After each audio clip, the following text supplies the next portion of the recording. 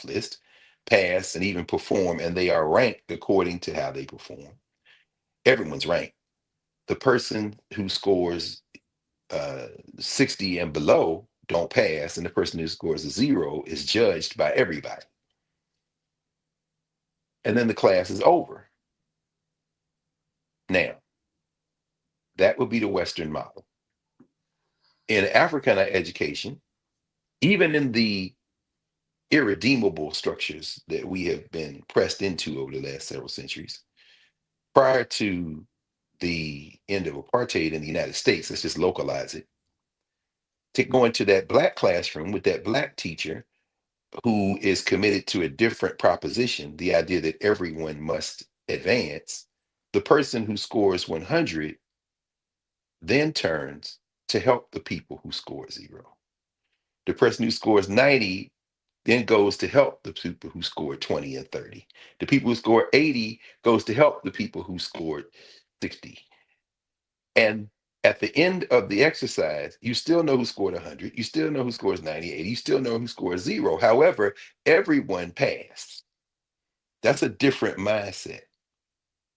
Our experience as Africans in this criminal enterprise, the modern world system in general, and the United States of America in particular, since it's front and center as it fails its exam, which we know is the inevitable fate of every nation state. The concept of the nation state is failing now, and it's really a beautiful thing. It would be even more beautiful if there weren't any nuclear weapons, and if air and water took the test too. But unfortunately, it doesn't, so they can't be targeted failure.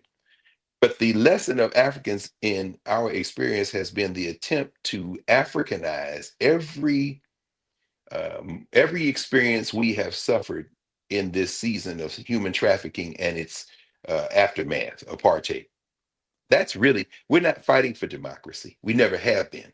No. Let me We've ask. been trying to humanize people, and if we fail the test, they fail. If they fail the test, we fail. And this is the challenge. We are caught up in and what did Dr. King say? A garment of mutual.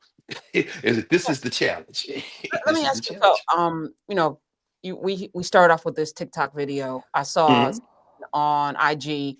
It was an African. It sounded like a South African based on the accent, and she said, when the colonizers came to Africa, the reason why they were able to snatch these black bodies and take them is because we are taught a level of hospitality when strangers come in. Even, warring tribes, there's a level of hospitality. Even when people took people as slaves during, wartime, the slaves got to be a part of the community at some point, even part of the family, right? So there was a different understanding. The folk that were here, Jane Elliott calls them Africans who were here in the United States of America, where you and I live.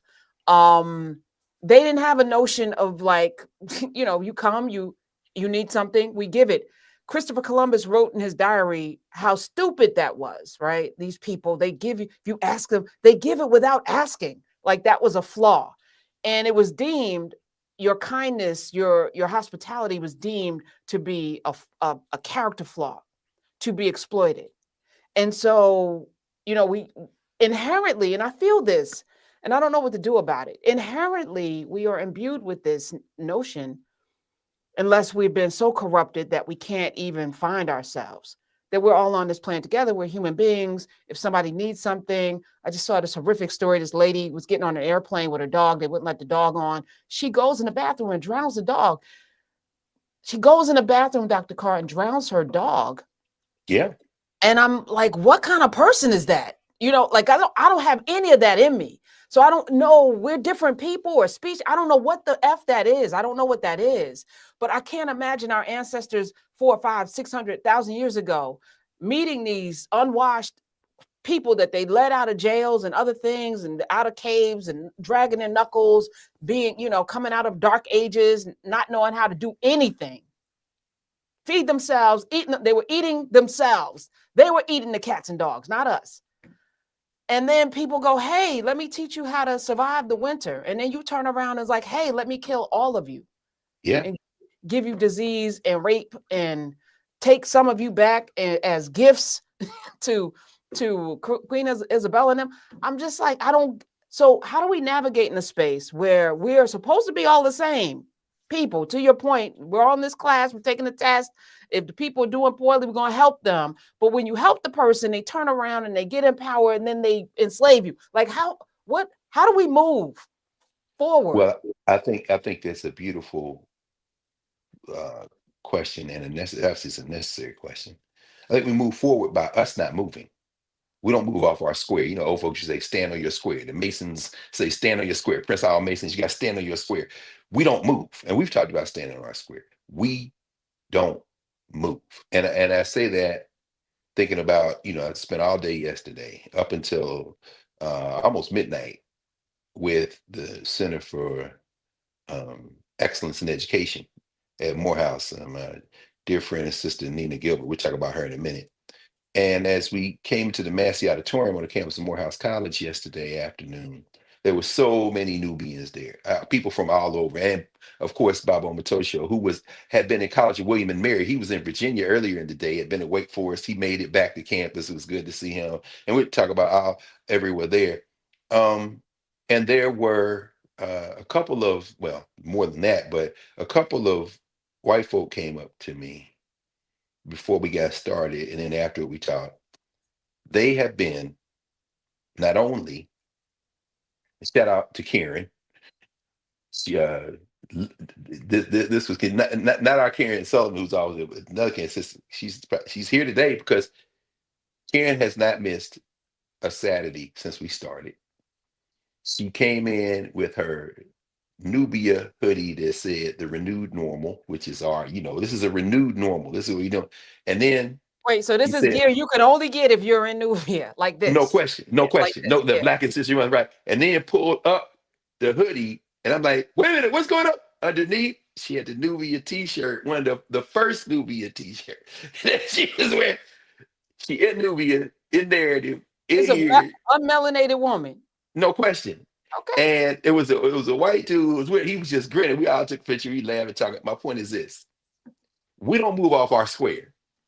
And one of the things that we talked about, and I'll talk about this later, we had a conversation after this brilliant documentary. In fact, one of the Nubians asked Dr. Gilbert if she would screen the documentary she showed us yesterday, only a second public showing, called Belonging Beyond Brown.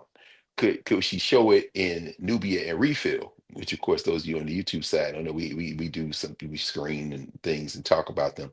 And Dr. Gilbert said, it's been entered in a few festivals. We're still, working on some things. So I'm still in the process of relaying some tracks. She's re-recording some music with the faculty and students of the Atlanta University Center, two of which, including her son, did a remarkable performance at the end of this film, which is it's an hour-long film on the schools that existed in our communities before Brown. And her point of entry is her own parents, both of whom were school teachers in rural Georgia, who she went to their 50-year reunion, and all these elder teachers came out. And that's the point of departure. And then she starts exploring all these schools that existed before Brown. Then she goes to New Orleans and talks to these elders who, one of the little girls, who was, as a little girl, was like Ruby. Bridges. Bridges, right? Who and this sister was like her, and she talks about being in the back seat with these cops, and look, and there's a picture from the period. You see this black girl looking out the back of this window, almost like a hostage, and then all these hostages. She's now elder. She and two of her friends were the three who had to go into that school. The school fell into disrepair in New Orleans. This sister leveraged her networks and resources, acquired the school, and has turned it into a community center slash education center. My point is this: it's all in the film, right? And so as we're talking, uh, what we realized, and we're having this conversation, we had to talk back after. My man Ilya Davis is on the faculty of Morehouse, runs the first year experience program at Morehouse. A very good brother, Dr. Steve Hancock, who's at North Carolina A&T. I said, you got to take care of my niece. So she got another uncle coming. Steve Hancock, who runs this education center at North Carolina A&T. We're all there. And in the talkback, it came out. How do we obviously solve these challenges? We'll talk more about this later. But the thesis is this is where I'm coming to. We don't move, but we stand on our square. We do what we've always done, and we invite and open everyone to come in. But what we don't do is incorporate that foolishness that we have had in our season of sickness. That white man we saw at the beginning, who's challenging a completely and thoroughly compromised Senator Susan Collins out of Maine. He ain't been no African since his ancestors walked out of Africa and stayed in that ice too long. Okay, let's be clear. But at this moment of crisis, he's standing on a square that we're very familiar with because we never left our square. And so I guess what I'm saying is that when you raise that question of how do we move forward, the key to us moving forward is we don't leave what we know to be our ways of knowing. And we use that and invite people into that. And that's how we transform. I think it's actually very simple. Yeah. Let me ask you this other question. This week, the wrestling, the whatever, the The thing, wrestler, you the rest, talking the about rest, the secretary of wrestling, the Secretary of Wrestling. You're suplex, body hilarious. slam, tag team. Y'all, you and Lamont, it's like I just drive Nah, around because I pay for my Sirius XM. I I know pay that's for right. mine and my mama's, right? So Mm, I'm gonna be in my car, I'm gonna listen to it on the app, I'm getting my money's worth, right? I know So that's right. I listened to y'all on demand. I had to go back and listen to Thursday's show, which was Oh fire, Lord. 7 to 10. And went back to the big balls. Oh Lord. Yeah, y'all are funny. But you guys, are talking about different things and the education piece, and you call her the wrestling education. Yeah, I just like saying it because wrestling is what they call it below the Mason Dixon line. There's no E in it. It's Yeah, yes, WRASSLIN wrestling. apostrophe wrestling. So Trump executive order got rid of the Department of Education, I guess, right? And I was thinking about the student loans. Also, they moved the student loan department. Like, where are people paying their student loans? It's a mess. At the same time, there are people that need Pell Grants and they need financial aid. They need all of the things from the federal government. And you're on these campuses. How does this impact, what we do? And a lot of us disproportionately get these government loans to be able to go get quote unquote higher education. And as I'm assessing it, I'm like, for jobs that people no longer have to hire us for, like there's this whole domino effect. But we're here. You're right. We're standing on our square. We're going to educate ourselves, do what we did before we had all of this because we were left out of the new deal. But as an educator in these schools that do depend on this money, especially HBCUs, how, how do you see this playing out? It's going to be difficult, and it will probably be fatal for many institutions, not just Black schools. I'm not predicting that. I'm saying I tend to think, whatever else, whatever his other politics are. Scott Galloway, who's up your way at NYU, the business professor, who we've talked about on several occasions. If you go back, if y'all go back through the compendium, you can see, particularly when we're deep in COVID, and he published a book called Post COVID, which I thought was very interesting, and in fact has informed in part how we've approached our work. The short answer to how we move forward, of course, is what we're doing. Jailbreaking the Black university is absolutely indispensable because it does two things very quickly. Number one, it returns the centering of education to the community because that's where it always has been. All universities, I don't care what their background is and orientation, are on the periphery of the learning enterprise. The community is the center of the learning enterprise. That's number one. And number two, what this allows us to do is connect more directly to the best of what goes on in institutional education. I'm talking about in the US, K-12 and university. Because what this Morehouse conference was, this is the second annual conference, and it's called Pushing the Limits of Education, Pedagogy for the 21st Century. You know, the majority of people in that convening yesterday physically were from the community because they are connected to us. And so they were in conversation with the students, with the faculty and administrators of Morehouse and the Atlanta University Center because they are part of what we do. And that was very striking to see and also very encouraging. So those are the two things. Now, what I think is going to happen again, Scott Galloway talking about this in deep in COVID. And if y'all remember from post-COVID, his book and his many conversations, Professor Galloway talks about the idea that many of these universities are basically hedge funds with classes for the children of the investors, and they sprinkle a few people who don't have the money to go there to kind of cover the scent and also make it seem like they're really in business to be educating places for education, which they are, but really they're hedge funds. And of course, beginning with his NYU. NYU, Columbia, two biggest landlords in New York City. So there it is. Now, what happens when you're Stillman? What happens when you are Oakwood? I saw my friend Walter Kimbrough earlier this week, who's the interim president of Stillman. And we were talking about that. What happens when you're a little black college, like Miles College in Birmingham, or Bishop Isaac Lane College in West Tennessee? What happens when you're a little and the federal government is trying to figure out a way to deprive your students of federal financial aid, which, by the way, footnote, they can't do because federal financial aid is tied to accreditation and they can't strip these universities of the accreditation. This is what happened to Morris Brown. Once you lose your accreditation, then your students are no longer eligible for federal financial aid, which means they can't pay the tuition that keeps your doors open. That's how it works. So the key to this is making sure you have your accreditation, and they But can't touch the isn't that what they want? Yes, it is. Ultimately, that's what this evil gene. But in fact, let me just say this in one sentence very quickly. They're not smart enough to do this. We come back to that. Maybe we devote a whole set. They're not smart enough to do this. They can't. These are not intelligent people. And I'm talking now to Kevin Roberts, the architect of Project 2025, who wrote his dissertation on slavery in Louisiana. And I understand, Mr. Roberts, you're a brilliant guy, but you're not nearly as smart as you think you are, and you're not nearly as smart as we are. So anyway, we'll come back to that. I mean, this is the genius of Europe. The genius of Europe is convincing itself that it's smarter than everybody in the world. It is crafted over the arc of the last 500 years into a magnificent delusion. The Chinese aren't even moved when the Europeans start talking. They kiki in their face, but it's like listening to children. When you think about the rest of the world, Europe has proved one thing, if nothing else. It is remarkably consistent in overestimating its place in the world. And what we're seeing now is the inevitable, the rest of the world. So anyway, that happens now. So I agree with Galloway in terms of what's going to happen, perhaps. But here's the thing. Galloway's thing is many of these middle-sized and small-sized schools are going to go out of business.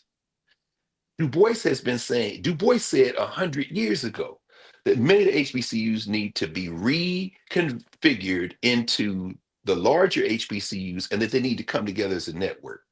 What we are modeling here in its infancy, I mean, we talked about this Wow. yesterday. What Yeah. we're modeling here is the way to, with us, since we are self-determining, independent, and growing exponentially, as these schools say, wait, hold on. Here are all these campuses.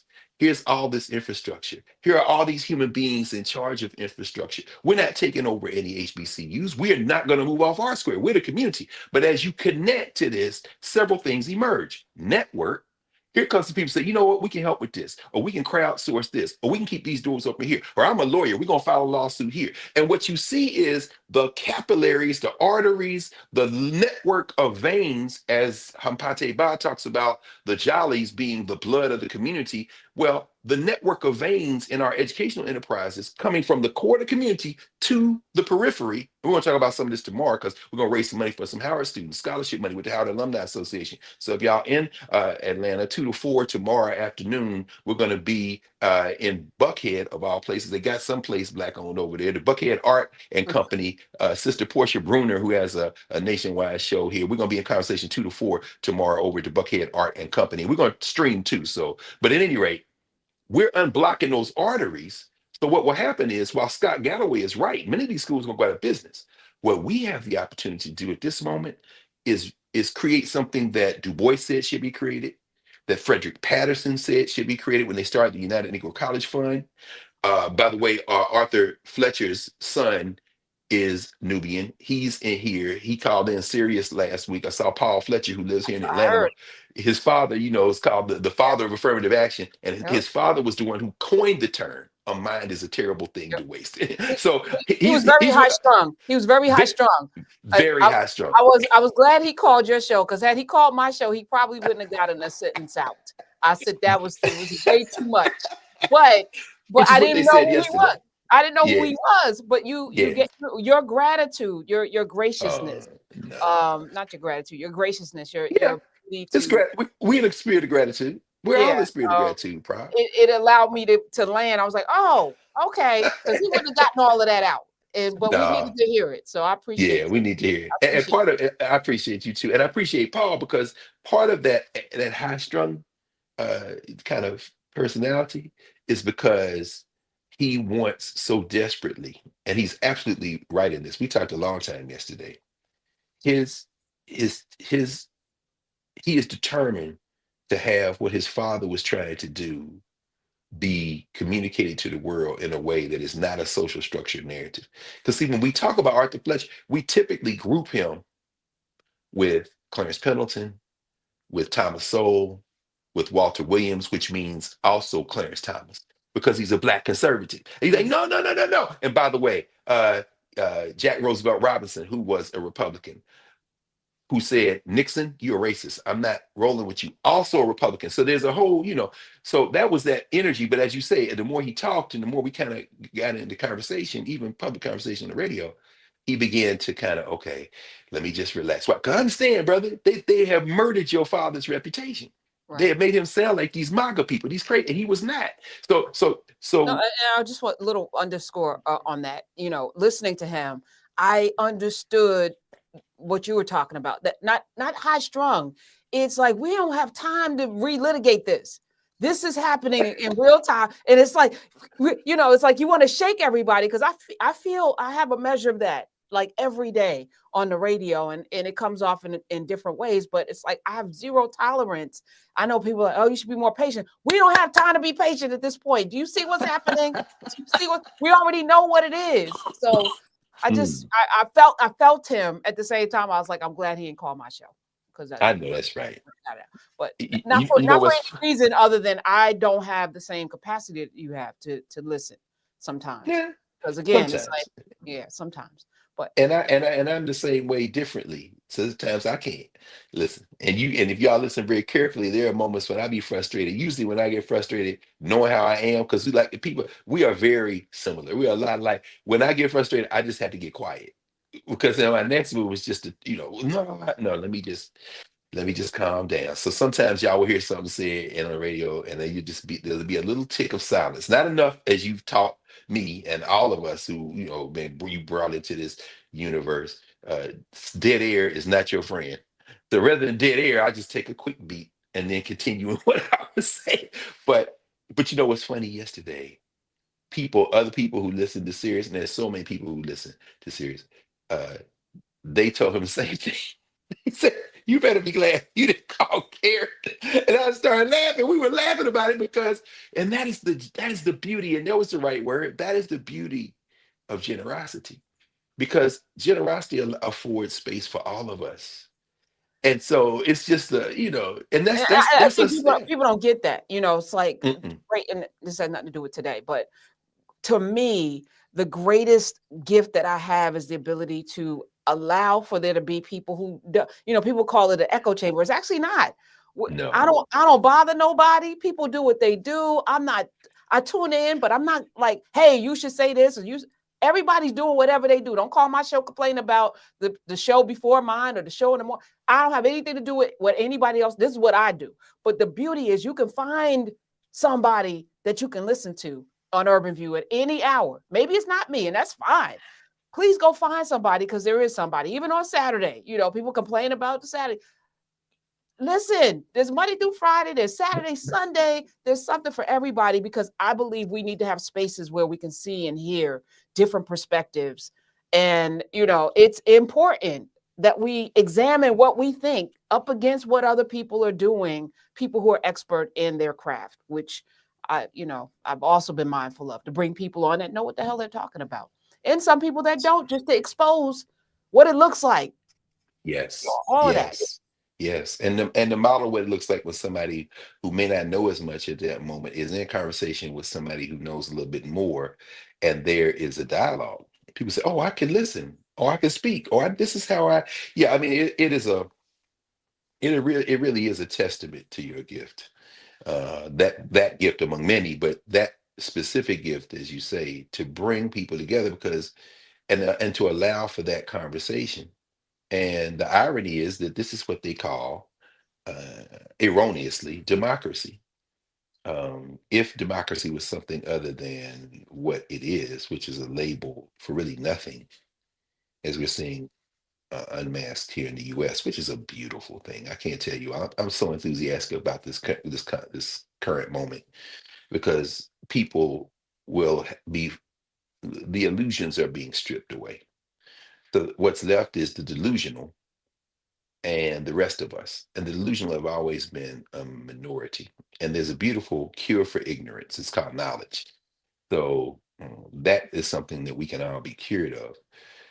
But as you say, this convening, this ability to bring people together who think they disagree, who have various levels of knowledge or awareness and many different experiences, bringing them into conversation enables that deepest of human, uh, not sentiments, the deepest of human impulses to emerge.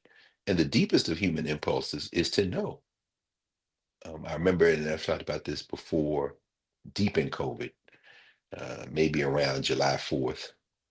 Uh, when I lived in Philadelphia for many years, I would go down to the old Pennsylvania State House, which has been narrated Independence Hall because it was the place where the criminals, the fleeing felons of the 19th century came together to write the Declaration of Independence and then the United States Constitution. And I would go down there for many years on July 4th to watch the ritual of celebration of the Declaration of Independence. And in watching that, and y'all have heard me narrate this before, including one time when I was there around Malcolm X's birthday a couple of years ago, in the back of Independence Hall. So go back in the archive and you'll see me there. That's my man Matthew Kofi Smith came, and brother Kofi came, and once I was streaming, he found out I was down there. Philadelphia is my adopted hometown anyway, so it was a beautiful thing to be able to see him. I was up there for Martin Lamont Hill. We had this Malcolm X symposium later that day, but I talked about the founders of the criminal enterprise called United States of America, the signers of the Declaration of so-called Independence, their descendants who every year gather there to strike the Liberty Bell with a soft mallet before they go now to the Constitution Center across the street and have this ritual. I used to go down to the ritual and I would pack one of my copies of Frederick Douglass's What to the Slave is the Fourth of July and read it while I watched a black choir for most of those years, a black mayor, um, black officials. For many years, the director of the National Park Services formation that is in charge of that whole region, a black woman at the time, get up and make speeches. And I would read Frederick Douglass to myself as I was watching this, as Douglass writes in What to the Slave is the Fourth of July. They that carried us off captive required of us a song. How can we sing our song in a strange land? Yea, we wept when we remembered the songs of Zion. Of course, he's quoting that Old Testament passage in the Old Testament in the Bible, Quran. But I would do that. And of course, eventually that emerged as we moved in 2025 toward the 20-year celebration of the Africana Studies curriculum framework, the conceptual categories that we use in ground our Africana Studies course. Those came out of many years of contemplation of thinking about the distinction between who we are to ourselves and who we are to other people.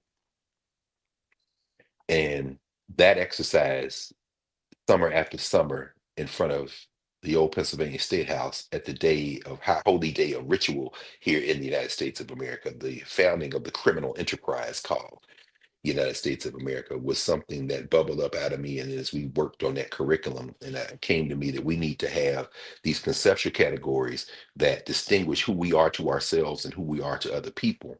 That was one of the many tributaries that poured into that.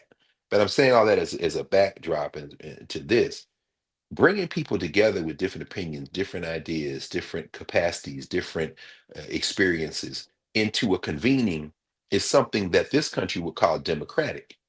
And I would embrace that word democratic exclusively for the social structure, because this is an external concept that has never been practiced in the way that it tries to communicate itself to the world by the people who coined the term. And those of you in Nubia know that when we covered the social structure category in our ongoing Introduction to Africana Studies course that we're doing now on Monday nights, we spent time with a book on the polis, on the Greeks. And so it allowed us to get a sense of what actually emerged from Greece in reality and what has been narrated as emerging from Greece. And the two things don't So there's never been democracy. It wasn't a Greek democracy. It wasn't Athenian democracy, much less Sparta, which wasn't even in the conversation. But anyway, I'm saying as a backdrop to this, African people, even as we have had to adapt to the various experiences we've had from the origin of humanity to today, have never been stripped completely of the echo of the ways of knowing, which find their way into our cultural meaning making, which we can reinvigorate through the movement and memory concept or category. And I talked about all these things yesterday at Morehouse. But ultimately, like these conversations every day on the radio, like these conversations every Saturday here, and then through the week as people who don't come into the Embagi in real time. And please forgive me because usually when I'm navigating, in fact, I'm going to get another computer at some point in the near future so I can have the Nubia and the YouTube pieces up on a separate device. And I had to do that well in advance of going to Kemet. And shout out to everybody man, so many people come to Kemet this summer, inshallah, as we say. But it's going to be a beautiful thing. But I'm going to get another device so I can see, because right now I can't see the conversation in the Mbangis in the houses without rooms that are in Nubia and YouTube. So forgive me, y'all, as we talk with each other and as everybody talks with each other. And I'm not able to be in that conversation now because I can't see it. I got the other screen up. So, but these conversations are really anchored in those ways of knowing from African people. And at the center of that is generosity. They are not exclusive to African people. If they were exclusive to African people, it wouldn't be no United States of America. This criminal enterprise would have been shut down. Probably it wouldn't have survived the so-called civil war in this country, because Africans intervened in that war to the tune of almost 200,000 Africans in uniform, the U.S. Army and U.S. Navy. And that has been narrated as Africans being patriotic. It has absolutely nothing to do with patriotism. We have attempted to Africanize this criminal enterprise in a serial fashion since we were brought here into captivity, since we were human trafficked. Uh, I don't use the word slave anymore as an anchoring concept, because when you say slave, when you say slavery, you have literally erased your humanity or the humanity of those you have labeled with that term. Then the slaves, they were not slaves, they were human beings. They were trafficked by other human beings. Because when you say human trafficking, you've done two things. Number one, you've erased the notion that African people were not human, and you've erased whiteness. We can talk about whiteness as a concept. We can talk about whiteness as an operational concept and as a reality as it is lived socially. But it is not. What does the Secretary of Brill Cream and DUIs and what do they call it? Oh, immutable characteristic. Immutable character. It is race is not an immutable characteristic. So when they scrub Jack Roosevelt Robinson from the Pentagon website, or take the listings of the Africans who are interned in Arlington National Cemetery off of the website or out of the visitor center in one place. So that if you're looking for Colonel Charles Young, if you're looking for or if you're looking for Thurgood Marshall, if you're looking for the great Medgar Wiley Evers, where his physical remains are, you're going to have to now take another step. Because it used to be you go into Arlington National Cemetery Visitor Center, as I have many times, as I've talked about many times here, and find a clustering so that you can know who you're looking for. Where some of the Tuskegee Airmen, where's Joe Lewis? But now they moved away from all that because they said they're not going to organize people around having immutable characteristics like race. Well, here's a bulletin, Secretary Brill Cream and Little Nuts or whoever else is running around, scurrying around in federal buildings that our tax dollars pay for. Race isn't an immutable characteristic. Guess who tried to make it an immutable characteristic? You did, because you want to have uh, your deep, your deep structural, I think, I'm just on the verge of calling it structural insecurity, and the fear that engenders and the hatred that fear engenders, has you having to grasp for a concept that enables you to think that you're better than other human beings. And that's what race is ultimately. Not race in general, but a very specific manifestation of race called whiteness. That's what it is generally. And so the the concept of whiteness has been the thing that has displaced us. And so it's very important to understand that. And we can displace it by the first step toward displacing it is to change our language. So I say human trafficking. And human trafficking is very important to use as a concept instead of slavery. I mean, slavery was everywhere in the world. No, human trafficking was many places in the world. And human trafficking establishes that there were humans involved all around. And then you can talk about why you trafficked other people, and it becomes important. Um, but yeah, that generosity is what's going to allow us ultimately to um, think about the the possibility, the possibility of um, what's the word I'm grasping for? The possibility of what the, oh, thank you. The possibility of what's the word I'm grasping for here? I'm sorry, y'all. The possibility of going forward as a species in the world. And that's necessary. That's so very, very, very necessary. So very necessary. Now, that having been said, every time we're in community, we get to model what the possibilities look like. That's why we started today with that conversation that this older white man is having with a thoroughly useless and compromised politician named Susan Collins. And many people voted for Senator Collins coming out of Maine, who has proven herself not up to the task of embracing our common humanity and pushing back against those people who also own her, who really own her, which is her funders, the lobbyists who pour money into her pockets. And whatever gnarled and shrunken sense of self allows her to not only be moved by those people, but to do their bidding. It's a difficult conversation, but it's one that's important to have because the concept of race has caused us to be less generous toward those who want to fight past that concept. And so we started this morning with that video because it allowed us to see what happens when we are seeing ourselves. Politicians are not powerful, except that we give them power. Same thing for billionaires. I don't advocate setting fire to anything that Elon Musk sells or owns. No, Elon Musk would be on a street in Pretoria or Cape Town, in Port Elizabeth or KwaZulu Natal. Elon Musk would be on a street begging for his breakfast, like too many who are unhoused and housing insecure and food insecure in this world today. He would be on the street if it were not for the rest of humanity. He would be on the street if not for his father,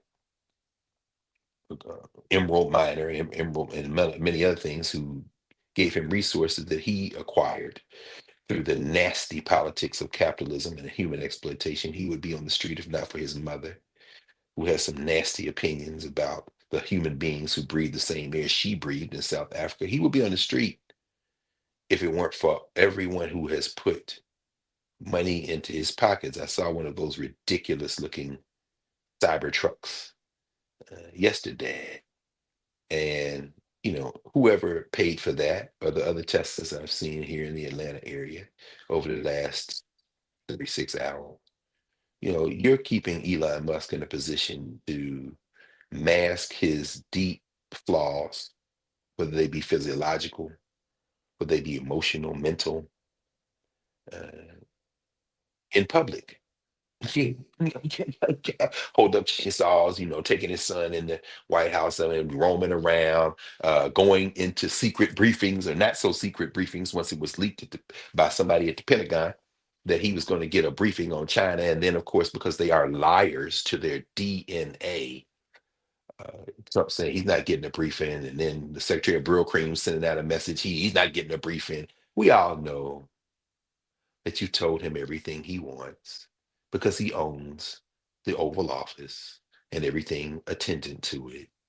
So you can write, as has been written in today's newspapers, that he didn't get a briefing. He didn't go into Pentagon's secret room, closed room, rather, to get a briefing. Well, maybe he didn't go in there. Maybe he did. I don't know. But one thing I know for sure, whatever he wants to know, y'all told him, because he owns you, just like he owns the company that is losing its market value. Half of Tesla's value has collapsed. And of course, Tesla isn't alone. Tesla's connected to SpaceX. It's connected to his tunnel company. It's connected to Starlink. It's connected to all those things. And um, so Elon Musk will be on the street.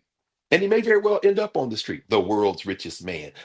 Money is a proxy for something else. It's a proxy for how well, evoking again the novel The Healers from Aikwe Armah, it is a proxy for manipulation. As Aikwe Armah writes in The Healers, he says, if you're going to be a healer, you're not going to be a politician. As Courtney reminded us the other night, just, I mean, Doc, again, thank you for the gift of putting at the top of our consciousness again, Aikwe Armah's novel, The Healers. The the idea that if you are a healer, you are called to a purpose that cannot use what you know and how you feel for manipulation. That would be politicians. That would be business people. That would be people who say, I'm going to use my knowledge to move you around. And money is a proxy for moving people around. No, a healer's job is to literally sit with our common humanity and listen. It's very powerful every time you say listen, Prof. You say listen, it's with a particular sense, compelling sense that causes, be still, listen, listen. People say that, listen. We've been in conversation.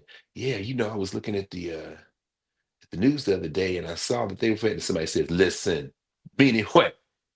Attune yourself. Healers start with that, not manipulation. Today's Financial Times, the morning paper, Barry Eichengreen, writing under the headline, Can the Dollar Remain King of Currencies? The answer is, of course, not for long. And in a long essay, every Financial Times does something called The Big Read, where they write a long essay to kind of give us a sense of what the broad picture is. And in this essay on the dollar, I'll read from the end, says this.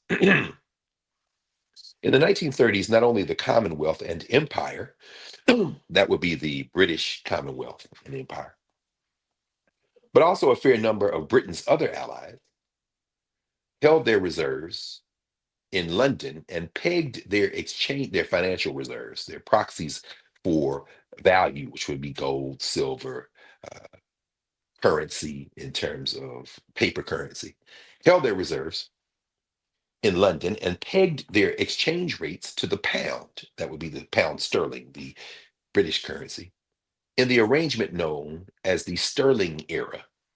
In the 1960s, the German and Japanese governments supported the dollar. This would be the US dollar, helping to preserve its international currency status. That would be the US dollar's strength around the world, because of the value they attached to their defense alliance with the United States, and specifically to US military forces stationed on their shores. Today, Taiwan, South Korea, and Japan met a young man yesterday, goes to Morehouse. And this is when Dr. Gilbert had us convene at a beautiful space that they have for the work of the Morehouse Center for Excellence in Education. And I'm so honored because all the young men who were there, who are connected to the center's education majors, were wearing this shirt. And so they gave me a beautiful Morehouse hoodie, uh, A History of Morehouse by my man, the great elder, finally, after many years of being tasked with doing this, has created a heroic work, the great Marcellus Barksdale, The History of Morehouse College, which just came out this year. And so I'm like, yeah, they gave me this beautiful mug. Look at my Morehouse joint. Look at my Morehouse joint. Y'all know I don't play that. I love to have these things. I got the house, and I had going by the bookstore earlier in the day to get me another Morehouse hat. And I wanted the Morehouse hoodie that with the seal on it, X Factor X Looks, and but they don't sell it. A lot of HBCUs don't sell gear, shirts, hoodies, sweatshirts, bags with the seals on them. Many of them, because for two reasons: out of the governance formation of HBCUs, they don't like to use the seals except on official stuff. And many of those seals have Latin on them, which means I have no interest really in wearing them. But I like, to have something like that around. And the other reason I think is because they haven't licensed those seals to the bookstores, which have been taken over increasingly by the evil empires of the corporations. Morehouse has somebody who's managing their bookstore who has over 1,000 college bookstores around the country, including the other bookstores in the Atlanta University Center. Howard was in bed with Barnes and Nobles. I remember the day that I saw the Barnes and Noble sign go up. I took a picture of it and put it out on Twitter, and I under the caption "The Colonizer and the Colonized." And after I don't know several thousand retweets and people were commenting and saying, "What the hell? What the hell?" Got a call from the university administration. Said, "Oh, Dr. Carr," and I said, "Oh, why did y'all do it?" Because Howard had an independent bookstore. I don't believe in giving it up, give it up, turn loose, as James Brown would say. But I couldn't get one with the seal. So, but then they brought me a hoodie, not with the seal, but I love the design. So I'll probably wear that at some point. Might wear it to work next week. In fact, I told him I think I might wear it Tuesday to campus. I like wearing it. Last week I had Morgan State on, and before that, North Carolina A&T, which is where my niece going to school. So, Dr. Hancock, got to take care of my niece now. But at any rate, and he promised to. In fact, he said, I wanted to come work with the education center. This is why you got HBCUs. So at any rate, so we were there in this beautiful space with all these young people. We're having conversation, the faculty of Morehouse administrators, a bunch of people, just an incredible convening. And as we were having a conversation, they brought me this bag with all this beautiful stuff in it. I said, "Oh man, y'all, that's beautiful. Thank you so much." In this book, oh man. And so uh they also gave me one of these. I said, "Y'all must not, only Morehouse people could wear these." And Dr. Gilbert said, "No, Dr. Carr, you earned that." I said, "I try to work to earn it every day because I don't think I've earned anything. Every day is an opportunity. As the sun comes up every day, so too is the opportunity to improve." And so I look at all of the things that you'll see me in, all the Nubia stuff for sure, all of the HBCU stuff, all of the things that are attended, all those things are investments. They are messages. And so the shirt that these young people had on yesterday, Morehouse educators change lives. Can y'all see that? Morehouse educators change lives. All of the young people had these on. I was like, man, they gave me one. That means, brothers, I'm not letting y'all down. I'm not gonna let y'all down. That's a blood oath. That's on my mama. You know what I'm saying? That's on my ancestors. I'm not gonna let you down. And this was on each other. But one of the young men who introduced himself, and he said, "I'm from South Korea." Now, if he was sitting here next to me, you can tell that he was from South Korea. Baba Jamal, of course, who came with us, to his two teenagers went to Kemet with us. They're Asian. He's their father. He's African. And you look at them, you might say by the shape of their eyes, maybe, and noses and lips, you say, "Oh, they must also be part of another branch of the human family that came out of Africa and adapted to somewhere else." And there's a slight hint with this young brother that that's possible. But I'm saying that because in this article I'm reading from, Taiwan, South Korea, and Japan were mentioned. And it just made me laugh because, we are the parents of every human that will ever walk the ball. And we're also everywhere on the ball in the form that we were in when we didn't leave the continent. And so, anyway, shout out to all those young brothers, and shout out to Dr. Nina Gilbert and my man Justin Jones, who is the man who conceived the conference, a 2015 Morehouse graduate who's now working with the Center for Excellence in Education.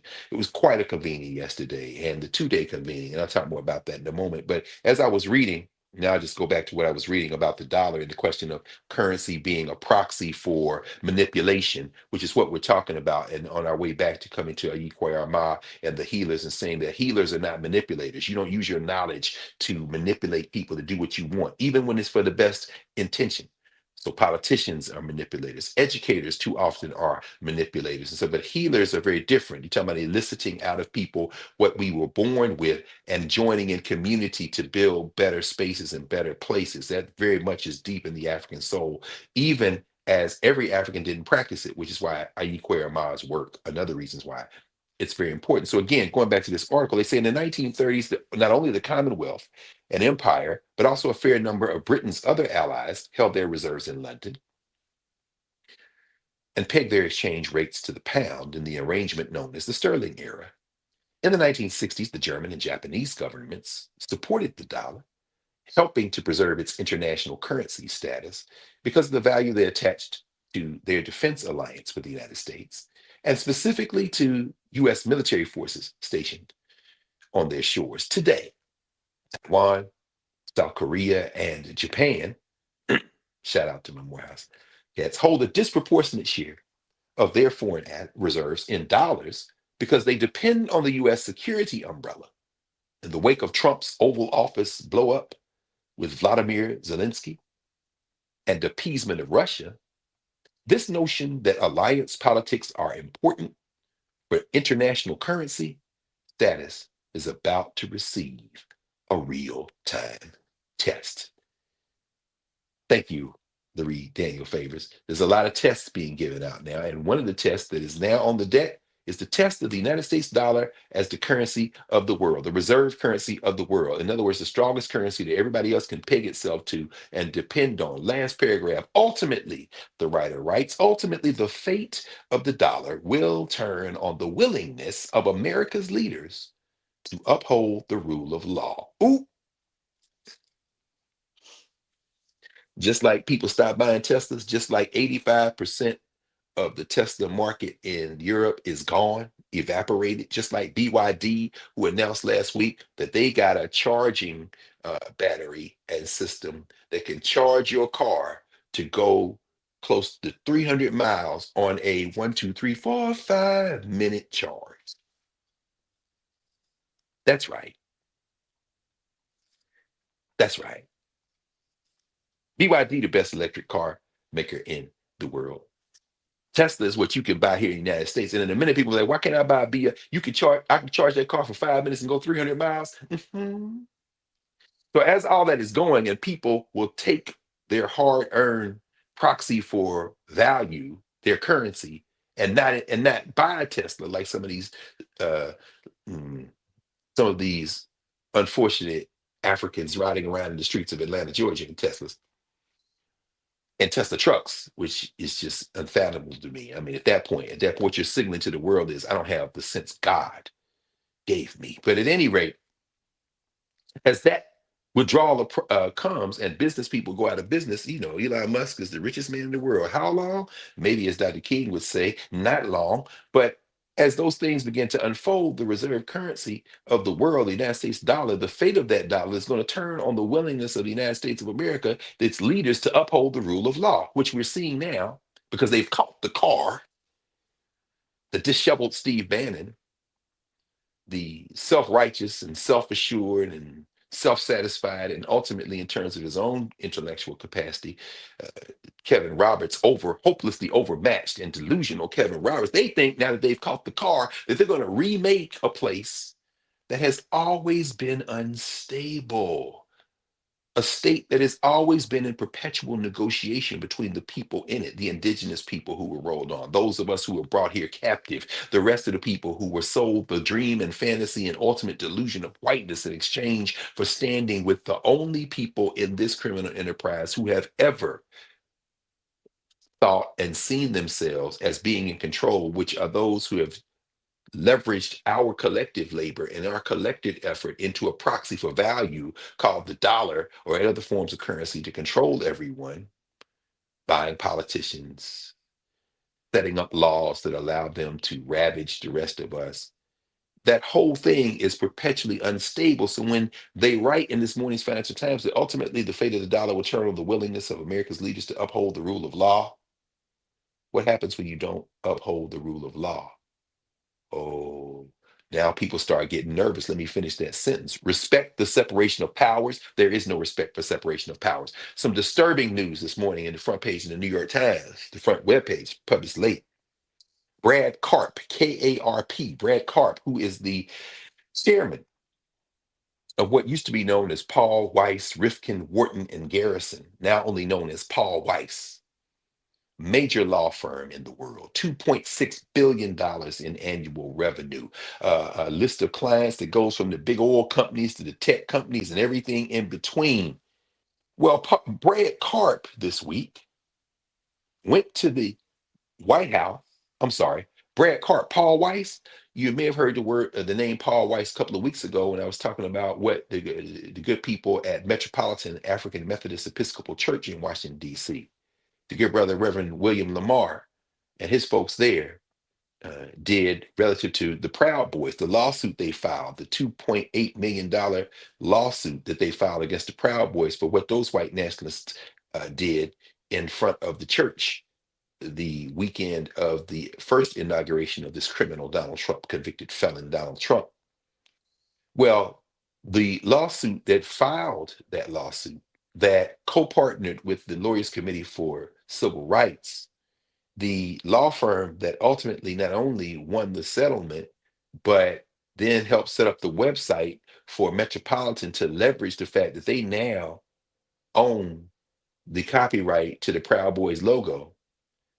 That law firm was Paul Weiss, which is known for doing what in the law they call pro bono work, for free work, pro bono work, work that is without compensation, material compensation, because they do that as a service to our common humanity, a public service. Well, this week, Brad Carr, the chair of Paul Weiss, went to the White House.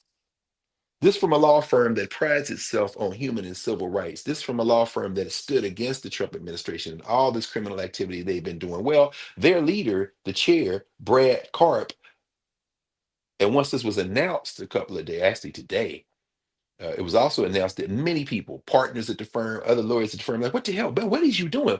Well, after all those years of standing up against these fascists, Brad Carp went to the White House this week and cut a deal and said that Paul Weiss, the same Paul Weiss that did the pro bono work for the African Methodist Episcopal Church, the Suited Proud Boys, said, we will do other pro bono work, $40 million of pro bono work for Donald Trump causes, for causes that this convicted felon thinks are important. The leader of Paul Weiss went and said, we'll give you $40 million of free work. Just take our name off the list who don't get government security clearances. Just take our name off the list of people who've been targeted, law firms who've been targeted because we hired lawyers like Paul Weiss did, who were in the government, who were trying to put your ass in jail. Paul Weiss cut a deal this week, my friends. And if anybody thinks that's going to stop this clown from targeting them or any other law firm, if anybody thinks that the 200 plus partners at Paul Weiss are safe, you're not paying attention. Loretta Lynch is a partner at Paul Weiss, former Attorney General of the United States of America. There are many, they're not safe. This clown just broke Paul Weiss. And the lawyers around the United States and around the world are like, what the hell are you doing? You got to fight these people. Back to the article finally. Ultimately, the fate of the dollar will turn on the willingness of America's leaders to uphold the rule of law, respect the separation of powers. Paul Weiss just buck danced and honor the country's commitments to its foreign partners. We know they're pulling back from those. Even as word comes this week that Canada and the North American Treaty Organization, NATO, are in talks now to open up Canada's businesses and Canada's companies to being able to procure defense contracts as NATO countries look to ramp up their capacity to defend themselves by as much as 30%, meaning they're going to rebuild their military. Even as news comes from other places in the world, China, Japan, Brazil, that people are looking to partner with other countries now to basically say, the United States, we're going to put you in the periphery of our international conversations. As Claudia Sheinbaum, who is enjoying stratospheric approval ratings in Mexico for fighting back against this orange clown, it said, I'm going to go around the United States and talk to Canada directly about some things that we can do together. Ultimately, the fate of the dollar, he writes, will turn on the willingness of America's leaders to uphold the rule of law. They've shown they don't are not interested in that. Respect the separation of powers. The Congress has now laid down and been prostate. They're not interested in that. And honor the country's commitments to its foreign partners. They're not interested in that. Two sentences left. Barry Eichengreen writes, it will depend on the readiness of Congress, the courts, and the public to hold their feet to the fire. Last sentence. Who would have thought it would come to this? Church finger, what? All the black people. Another church finger, who? All the people who actually study course it was coming to this. This is how empires fall. And that next to last sentence, it will depend on the readiness of Congress, the courts, and the public to hold their feet to the fire. It is the public now. It is the crowdsourcing now. It is the ability to come together now that will be able to determine what happens next in this global system, us saving ourselves. We all have heard in the last 48 hours, actually last 72 hours or so, about Alexandria Ocasio-Cortez and Bernie Sanders going around the country on this tour and getting people fired up. You said, what good is that? We got to get to an election. Yeah, it's good because it engenders the sentiment. They said, look at all these white people. Where the black people at? Okay, you're talking about something that should be peripheral. You really are. We're talking about not only a feeling, a sense, but people beginning to mobilize. And that's how you begin to not only push back, but in mobilizing as you stand on your square, the moving forward is when people are attracted to you, like that room yesterday in the Atlanta University Center on the campus of Morehouse College, in the Massey Center, in the auditorium where we had that conversation. You're bringing people into a human conversation. So that's important, in part because, on the plane on the way down here, I was reading this new book that Eric Storm just wrote. I think I showed this last week. It's called Nationalism, A Global History. Storm is a historian of nationalism. It's very interesting, his story, his personal story. He says at the preface, when I began my studies at the University of Groningen in the Netherlands, I had little knowledge, little direct knowledge of the world. I was born in a provincial town close to the German border. My parents had thrilling stories to tell about their childhoods and their German occupation during the Second World War, for instance. He goes on to talk about his mother. He says, my mother had grown up on a barge, and my father on a barge, and my father had been an officer in the merchant marine, sailing to Africa, India, and Australia during the height of the decolonization era. My father's only brother had immigrated to New Zealand, and my other uncles had either a barge or a coaster and roamed parts of Western Europe. During my own youth, however, we barely traveled. Because of my mother's poor health, we stayed in the vicinity of our yearly vacations. So they got some means. Not even crossing one national border, which is quite difficult in a tiny country like the Netherlands. I'm gonna pause here and put a footnote in because people say, well, I can't travel, I can't travel. People go to Kemet with us. It's a pretty penny to go. It's a deep investment, in fact, but we got intergenerational folk. We got, Mama Kimmy and Moyo bringing her grandson. I mean, you got intergenerational, you got young people, elders, all kind of things, but it costs. It's over $5,000 to go to Kemet. People have to save up. People have to save for a couple of years. I remember, we saving up, going to, we're gonna go. And then I think about my elder, the great Eleanor Traylor, Spelman College graduate. Eleanor Traylor, Georgian. Eleanor Traylor, who is in her 90s now, 91 this year. Dr. Traylor, one time chaired the English department at Howard University, taught freshman comp at Howard University with her friend and sister, colleague, Toni Morrison, just a brilliant sister, one of the greatest cultural readers that we have in terms of cultural meaning making and movement and memory. Ellen Traylor talking about, a few years ago before COVID. I said, Dr. Traylor, well, what's going on? What you going to do this summer? She said, I'm going around the world. I said, oh, really? Where you going? She said, my couch. What you talking about, Dr. Traylor? And in that beautiful way of knowing that she communicates so beautifully in her cultural meaning making, the grand gesture, the momentary pause. Well, my dear, my book is my passport and my transportation. My passport and my transportation. Dr. Taylor, I'm going to sit on my couch, sip my beverage of choice, and go around the world in this book. The power of reading, the power of study. It don't cost a whole lot. Get you some paper with some ink on it and go around the world. He goes on and says, Eric Storm, he said, during my own youth, however, we barely traveled. Because of my mother's poor health, we stayed in the vicinity of our yearly vacations, not even crossing one national border, which is quite difficult in a tiny country like the Netherlands. So when I enrolled at university, I was determined to catch up. Profiting from the European Erasmus program, I went on exchange to Spain, where I studied for 9 months at the University of Salamanca. The University of Salamanca goes back to the Moors, the Africans and the Arabs, the Muslims who infused that place with the knowledge of the world that they brought to the Iberian Peninsula, now called Portugal and Spain, the University of Salamanca. Very important to understand that. We've talked about that. You go into compendium, you'll see an extensive conversation, complete with bibliography, on the Moors in Spain, University of Salamanca, one of those things that they left there. So Storm goes there.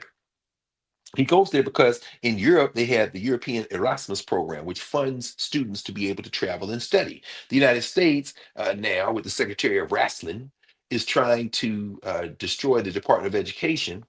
And it's not as important because of the Department of Education's responsibility to manage student loans and Pell Grants. Pell Grants are not going away because the MAGA Muppet, Mike Johnson, the MAGA Muppet, Rubber Ducky, MAGA Muppet, doesn't have the votes to get rid of Pell Grants because too many white people get Pell Grants. You little MAGA Muppet, you unremarkable man, you backbencher in the House of Representatives, whose name we now know only because the white nationalists couldn't find a pliable enough stooge that they could agree on to be the signing pen for the House of Representatives. Michael Mike Johnson doesn't have the votes. So don't worry about Pell Grants, at least not in the immediate offing. As far as student loans, people say, where am I going to pay my student loans? They closed the Department of Education. I guess I ain't got to pay my money. Yes, you do have to pay your money. And ultimately, what they're angling for is for you to pay your money to them. They'd like to privatize all of that. So that responsibility may go to the Department of Treasury, Department of Commerce, but wherever it goes, you're still going to have to make your monthly payments. But the Department of Education, its chief added value, in addition to the administrative function that it had to manage those kind of things, which it will be stripped from, which will make it virtually useless, which means it will join something like the Social Security Administration, where they have gotten rid of so many employees, or at least tried to get rid of them. It will now go to the courts. We'll see if it will stand. My money is on it will not stand. Again, the courts are not completely compromised, at least not at this point. But the Department of Education, if those jobs were to disappear and not come back, would join Social Security if those jobs disappear and not come back. And now, instead of you clearing up something as an elder or someone with diminished capacity to travel, instead of you clearing up something by a phone call to the Social Security Administration, you've got to go to an office. And that's what they're after, is to gum up the work so that ultimately they can say private industry can do this better. They sell off the pieces to people like Musk and Bezos and whoever else is investing. And now your student loans are paid to people who are paying themselves with your tax dollars to manage that debt. Your Social Security is being administered by a private company that is using your tax dollars to pay itself to administer your Social Security. So the whole goal of all of this is privatization, beginning with the first privatization, which is as he's using his crayon, the orange clown that is, to sign these meaningless executive orders that only cause temporary pain and confusion until they are litigated by the courts. As he's doing that, they are preparing to steal close to $1 billion of your money and give it to their billionaire owners. That's the first step in the grift. The subsequent step in the grift, if any of this stuff stands up on the wall that they're throwing it against, is to then take the rest of your public dollars and privatize them so they can pay themselves to run your country. But then again, the United States of America as a criminal enterprise has always been about the proposition of private people running you. After all, it's the children of those who were held captive by these human traffickers. We understand that our labor was always to be put into the coffers of private enterprise, the banks, and that the federal constitution is set up to protect those private entities, those private initiatives, those private enterprises, those private attempts to use our labor, use our weight for wealth for personal profit of a handful of individuals. And the central and key word in the criminal enterprise called United States of America, and the so-called rule of law that it upholds, at least as it accrues to the benefit of those individuals, there's one word that permeates the United States Constitution. That word is property. It will be private property, my friends. So Storm says, we didn't travel much, but I enrolled at university. I got this subsidized education that is trying to strip everybody else of in the United States. And I then began to travel. He says, I went to the University of Salamanca. That's a place that comes out of Moorish Spain. He says, before embarking on a PhD, I spent a year in Berlin working at the fair trade. I'm sorry, at the trade fair and as a tourist guide. Interesting. And as a doctoral student, I lived in Madrid for another year. While immersing myself in these new environments, I became interested in national differences. This is where we're going this morning. Morehouse, they say, that Morehouse educators save lives, HBCU educators save lives. The idea that we can save ourselves, as John Henry Clark says, as I mentioned yesterday at the end of the talk that I gave, and I was very honored to be the Benjamin Elijah Mays Kendall lecturer yesterday. What an honor. That's the first lecture given at this conference and by proxy at this in the excellence in education initiative center department concept convening, the first lecture given under the title the Benjamin Mays Kendall lecture. And I'm like, man, I did my best because Buck Benny, Benjamin Mays, and Sadie Mays, their remains are buried right up the hill in front of Sale Hall, where from where I gave that talk. And I paired it in my mind with the talk I gave in November 2024 at Howard, the Charles Henry Thompson lecture for the School of Education at Howard University. And shout out again to Justin Jones, who actually distributed my working notes for the talk. I had written up some working notes, and Justin distributed to them to the people who were there yesterday. So if you were there, you have a copy of my notes, which is the first time that I've ever had that done. The first time I've ever had that done in my entire life, because I usually don't write notes, I write charts, but my flight was delayed out of National Airport Thursday night, late Thursday night. So I took the opportunity to sit with what I was thinking. And usually I just write stuff on note cards because I think about public conversations the way that musicians, often jazz musicians, think about charts. Because back in the day, I was a musician. And I think about that. And anytime people talk about how jazz musicians play, you have the charts and then you improvise, but you're connecting it all the time. Well, I write my chart and then I'll think about it and then we'll talk and be flexible. But this time I said, since I'm sitting here, let me just try to. And so a lot of times, the writing process, as everybody writes, so you're thinking about things. So you're in conversation with yourself, but you're also in conversation with everything you've read, everything you've heard that you're pulling up. So I said, let me do this. I wrote about 3 pages of stuff down. Oh, time to get on a plane finally? Okay, here we go. We got on a plane. And then I refined some of it in the wee hours and kept thinking, and I'm still not satisfied, never satisfied. But Justin sent it out, which means now I got to finish that article. And that's just a down payment on the many things that we've talked about, the many things that are in my head, the many things as a result of conversation that now to be still with. And so I'll keep that up. I've been writing anyway. It's in its infancy. Yeah, I'm not gonna mention that because it's something that we're working on now that I think people will be very excited about. But I'm not gonna say anything about it. I'll wait till it's a little bit closer to birth to talk about it. But I'm bringing all this up in the context of, I'm particularly Storm's book on nationalism. I'm bringing it up because Storm then he's in Spain, so he becomes fascinated with this Don Quixote story. He says, I encountered the topic of nationalism when studying the 1905 commemoration of Don Quixote for my dissertation on Spanish political debates during the Belle Epoque. The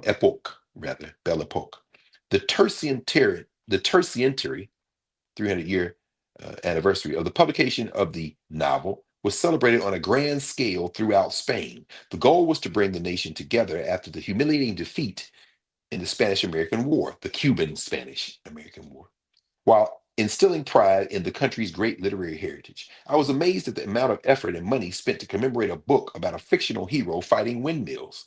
At the same time, the newspapers were full of stories about the dissolution of the Soviet Union, the war in Yugoslavia, and the genocide in Rwanda.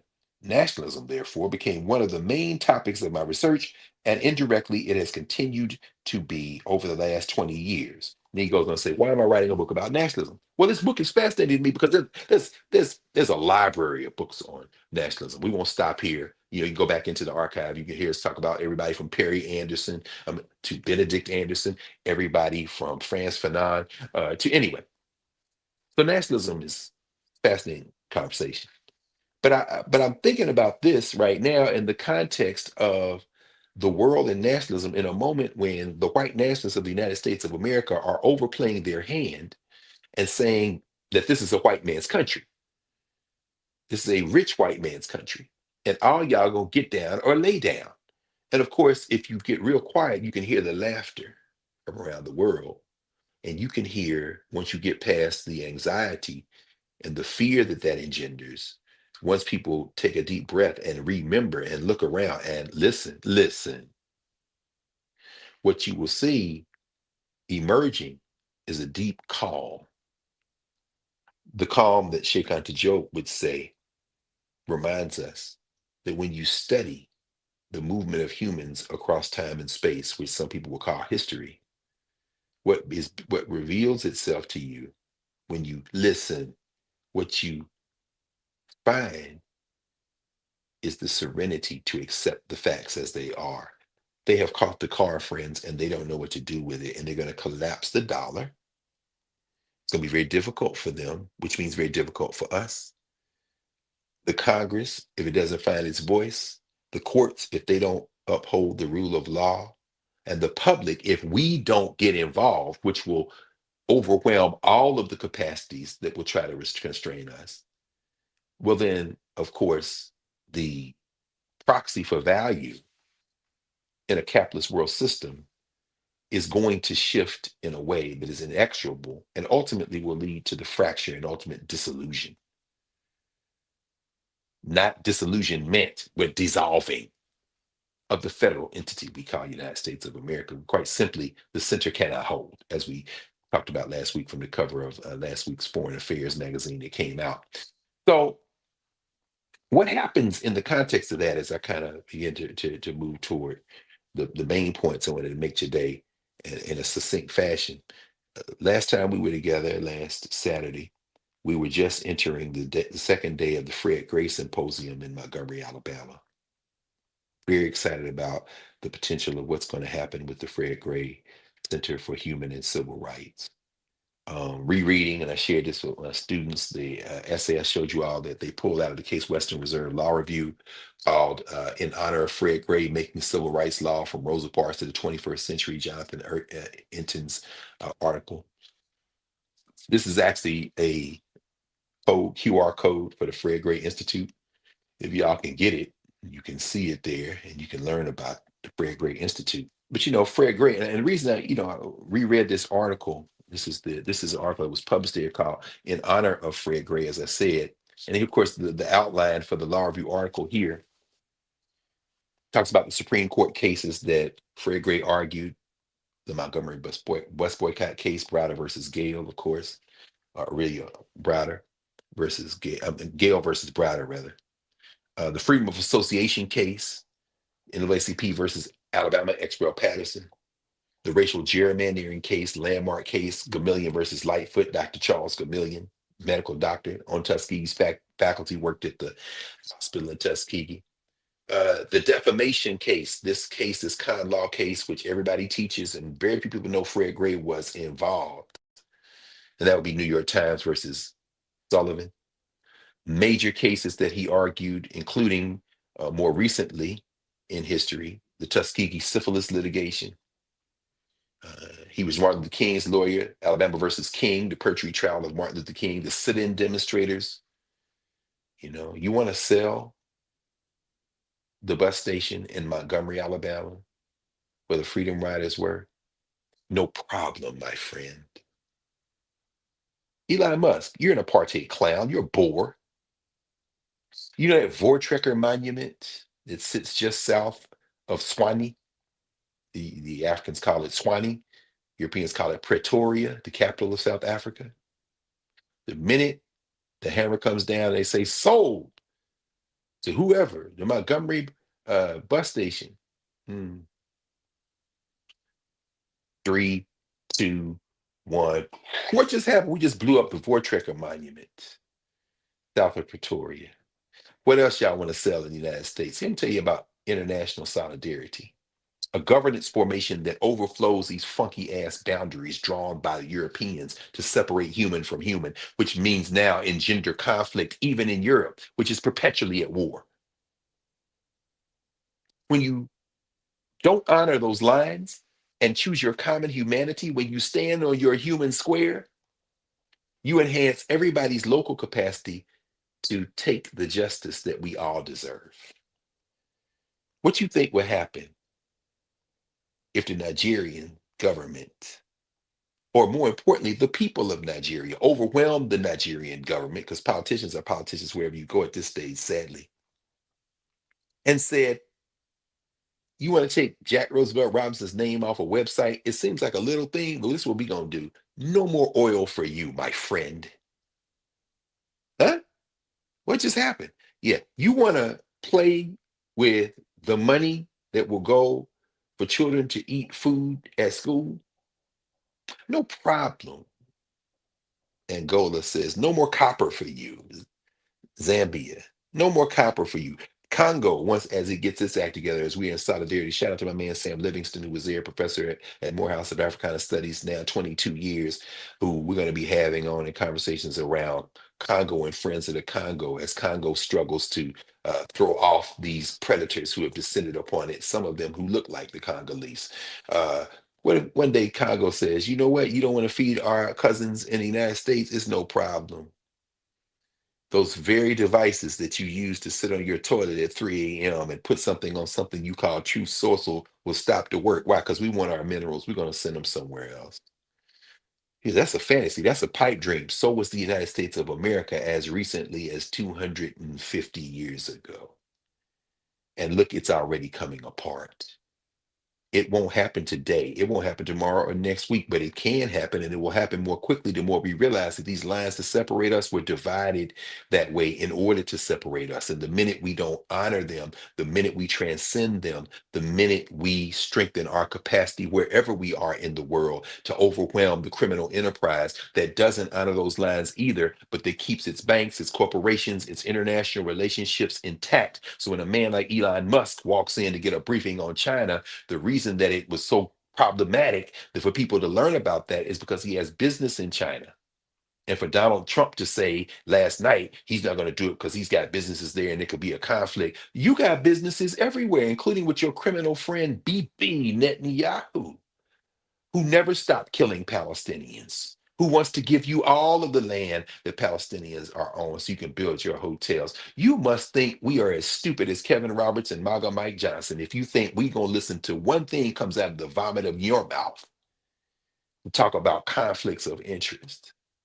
We should have stopped you when you took the old post office on Pennsylvania Avenue and made it a hotel in clear violation of the emoluments clause of that constitution they wrote in the Pennsylvania State House. We should have stopped you then. But guess what? You know why people didn't stop you? Because the United States is a criminal enterprise and they want to go along to get along. And when Carl Racine, the Attorney General of the District of Columbia, took your ass to court along with the AG, the Attorney General of the state of Maryland, they didn't get the backing of everybody in the country, every lawyer in the country, because these lawyers are trying to figure out how to do what they can do for themselves. Shout out to Brian Carp, the chair of Paul Weiss, who made a deal this week in the White House, $40 million of free work for causes Trump believes in, including some of those causes. Some of those causes are going to be causes that are directly against our common humanity. And Paul Weiss, the same law firm that backed the black folk of the AME church against the Proud Boys, is now backing the white nationalists, potentially against those very same black folk, because ultimately profit is what drives. Greed is what drives, even against the better instincts of human beings who will put that greed before our common humanity, who will choose to be a manipulator instead of a healer.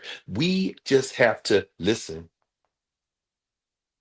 to our deeper impulses, and that study of history, that study to regain the momentum of memory, what Sheikh Anta Diop calls flow, will allow us to see what needs to be done, and it will fortify us as we begin to do it. So as I said last Saturday, looking at Fred Gray, listening to Fred Gray talk about everything from desegregation to public education to voting rights, we understand this one man representing a whole lot of people. And as Benjamin Mays said, in his autobiography, Born to Rebel, which I fought the urge to put in my bag to bring here. But I did bring this abbreviated version of it, an excerpt from Born to Rebel by Benjamin Mays called Lord, the People Have Driven Me On. We talked about this. I just mentioned it in passing yesterday because in this little book and in Born to Rebel and in his life, Benjamin Mays said, when you see me, you see us. You see all the people. You see my mother who wanted me to get an education out of 96 South Carolina. You saw my father who said, you can go to school when we're not in the fields, but I'm against you going to school. I need you on the farm. Who then said, when I went anyway to school, that I should call the police, come here and get you and drag you back to the farm, but I'm not going to do it. In fact, his father ended up supporting him, even as he rejected the idea that he should be doing that. You should be working here, but I'm not going to stop you. He said, Lord, the people have driven me on. Buck Benny, Benjamin Mays, who said, my brother owned a farm. He was a farmer, and he sent me money that I could put with other money that I earned through hard labor to put myself through South Carolina State College, which at that time was where he went for high school. Buck Benny, 20 years old before he could get out that field to go to high school, and then ultimately Bates College in Maine. Why you go up to Maine? Because they said that was a quality education, and they said that they don't believe Black people can get a quality education, so I'm going there. And then the University of Chicago for a master's degree and a PhD. Why? Because I have the capacity, and people helped me. All these Black people in South Carolina, all these white people at Bates College, all these other people who helped me. And then I came back to Morehouse after going to Howard as the dean of the School of Divinity. And then I came back to Morehouse and I trained generations who were connected to others. So, I mean, training hundreds and then thousands who then contacted, and we're in contact with millions. People like Martin King. Lord, he says, the people have driven me on. So when you see Buck Benny, you see those millions. When you see Fred David Gray, you see those millions. And so sitting with Fred Gray last week, thinking about, as I said last week, this question of nationalism that Eric Storm is writing about. How do people pull together the myth making that creates nations, and what does it obscure? What does it hide? How do we model what Carl Cruz would call a plural society, a society where we all have a say, we all have a stake? Well, this week's Atlantic has the magazine, The Atlantic, and I get the Atlantic in the mail. They have a review of a new book by Nuile Rooks, my colleague Nuile Rooks, who's at Brown University. And the article was written by Justin Driver, who I understand grew up in Washington, D.C., Black dude. It's called, Was Integration the Wrong Goal? Was integration the wrong goal? Subheading, Why Some Mainstream Black Intellectuals Are Giving Up on Brown versus the Board of Education, by Justin Driver. Justin Driver wrote an excellent book called The Schoolhouse Gate, Public Education, the Supreme Court, and the Battle for the American Mind. I've used excerpts from it in my class, the class I teach over at Howard Law. And this is just a facsimile of the cover of the book. He's talking about Noelle Rook's book, Integrated: How American Schools Fail Black Children, and Noelle Rooks.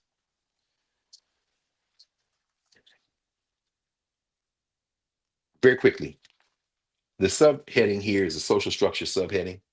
Why some mainstream Black intellectuals are giving up on Brown versus Board of Education. What is the mainstream?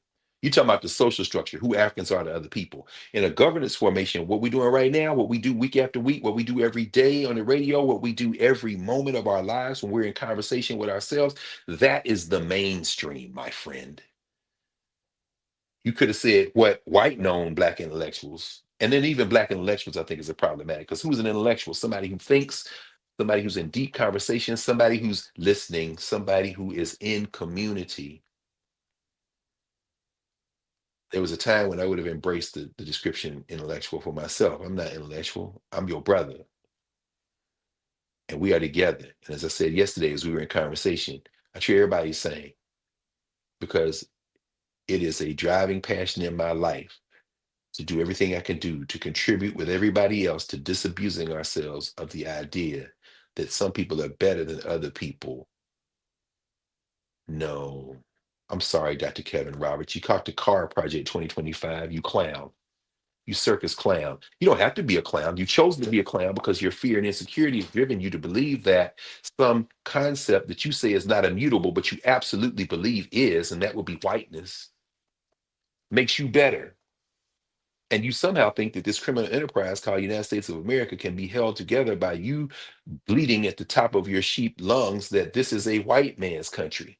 And that you, along with the other people who purchased the presidency for Donald John Trump, can somehow use the federal apparatus to stamp your ideas on the rest of us and make us bow down without consequences. Bernie Sanders and Ocasio-Cortez are giving you a tip of the iceberg consequences, but the bigger consequences are beyond these shores. Because beyond these shores, people have decided that, oh, we could just turn away from the United States. And when the people in the United States recognize that, guess who will be left without options? Anybody who thinks turning inward, and I'm talking now to the Black nativists, the black-faced white nationalists, who think somehow turning in and quadrupling down on the concept of America is going to protect you from the reality that we live in a world. And you got cousins, you got worldwide family all over the earth. In the words of Dilated Peoples, the hip hop group, who said, I got worldwide family all over the earth, and I worry about them all for whatever it's worth. You walk on an HBCU campus and you see young people who say, I'm from South Korea, who look just like your son, your big brother, your nephew. Yeah. Why? Because we got family all over the earth. So Nwile Rooks's book is very interesting. Nwile is coming to a conclusion in this book that African people have had in the United States since the legal battle to end segregation started.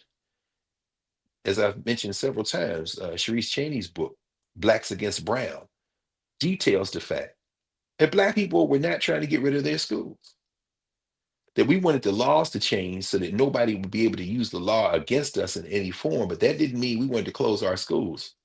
And when you watch Dr. Nina's documentary, when you watch Nina Gilbert's documentary, when you talk about belonging beyond Brown, and you see these elders now who were children at the time who have been used as a battering ram to get in those schools, when you see that, when you read another book that just came out, if I can find it quickly, yeah, here it is.